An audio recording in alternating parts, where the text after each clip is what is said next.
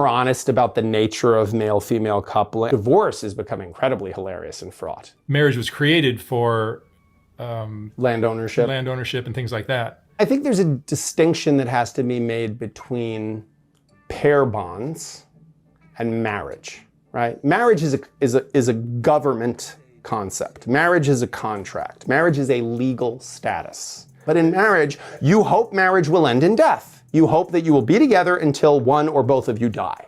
But all marriages end. Break it down fundamentally. 56% of marriages end in divorce. Like, think about, that's the ones that end in divorce. So how many people, what percentage stay together for the kids? Or because they don't want to give away half their shit? Another 10%? That's conservative. Conservative. But let's say 20% then, okay? That's at least right. You now have a technology that fails 76% of the time. That's insane. No one ever planned that it was going to be, okay, we're going to do this forever. We're going to do this till we're till we're 100. But I think that's part of a bigger problem. I don't remember who said it, but I remember someone saying, I can't remember who it was, but we are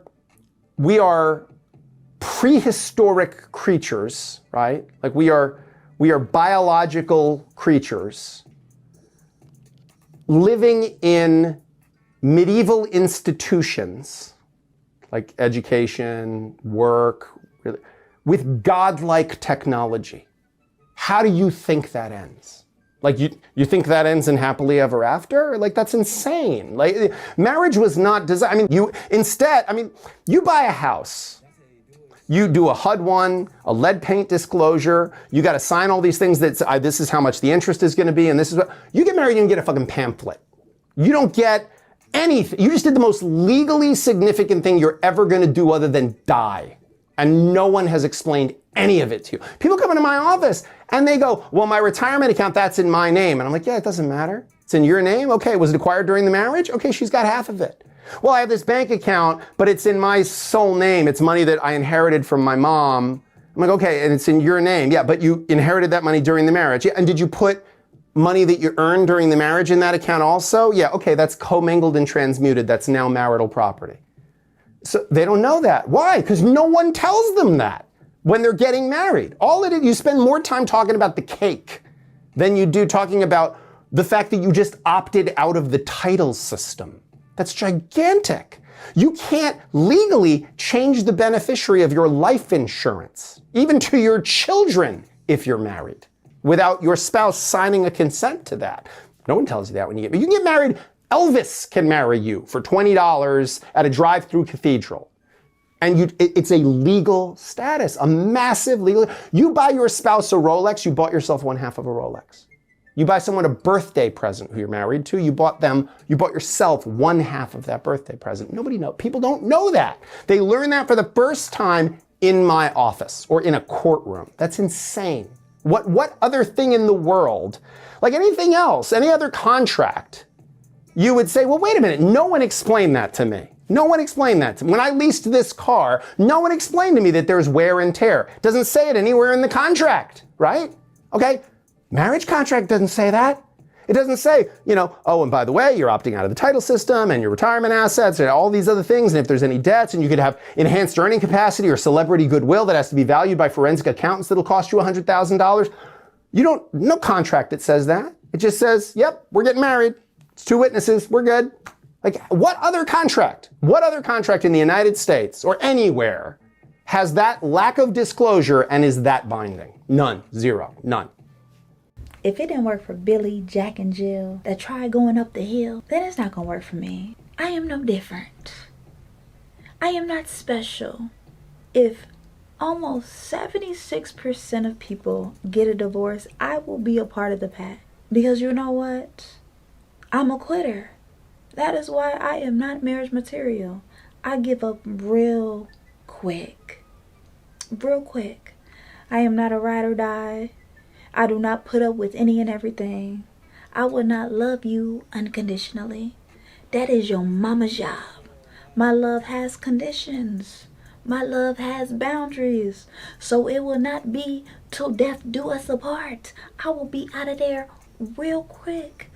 Real fast, because my tolerance is very low.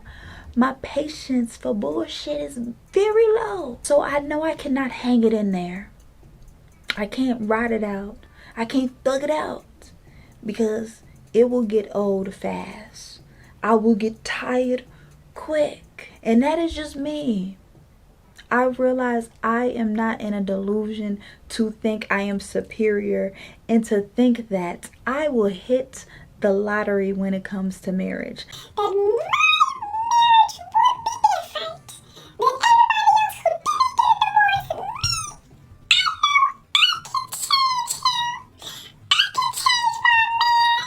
See, that's the thing. I can't change nobody. And it's not my job to change anybody. All I can do is accept you for who you are and where you're at in life. That's all I can do. I don't got to spend time with you every day. I can limit access, limit time. I can limit interaction. At the end of the day, people are people. People are flawed people. And I can't be everything to everyone, okay? I can't be your masseuse, your best friend, your therapist, your mama, your daddy, your auntie, your wife, your girlfriend. I can't be everything to everyone, and I don't want to be. That sounds exhausting because I want to be my top priority. I want to be the first on my to-do list. I want to be the one that answers to me. I don't want to have to explain myself to a soul, okay? This is how I know marriage is not for me. I am not marriage material because I am not special. I am regular, okay? I am just like everybody else, a work in progress. But trust me, the only progress that I'm willing to work on and work through is me, myself, and I. You can call me selfish, but I call me self-full. I call me self-aware because we should stop trying to normalize that marriage is about God. God wanted us to be married. God did not even write the Bible that you're talking about. That's why you can't talk to religion folks, because they be thinking that God wrote the Bible. So they would just spill out scriptures saying God said. That is a man-made institution made in the medieval times. How is this pure? How is this divine? How is this God putting you in bondage? Not letting your soul be free? How is this God? Okay? These religious folks would really try to say, God made marriage. I did not make marriage. That was a religion institution made by patriarchy, white men, to control and oppress women. Okay? For women to be the property. That's why women gets the man's last name. So she can be the property, so she can be owned and taken care of by the husband that is the provider and the protector. That really stands for pimp and patriarchy. Okay? We're looking for the provider. We're looking for the protector. You're looking for a pimp. You're looking for somebody to control you. You're looking for somebody to take care of you. You're looking for someone to be your mind, to think for you, to tell you what to do. Most people would rather have their mind on a spa day. They want to be the passenger princess so somebody else can drive their car down a ditch. And that's exactly what they're going to do. Because if you don't have any control over your mind, your body, and your soul, someone else is going to have it. And then you're going to end up being a slave to this person that you just handed over your power to. Marriage will bind you with someone. Why tie yourself down, cuff yourself, suffocate yourself just for the fact of you wanting to be in love? For a status symbol in this modern day times?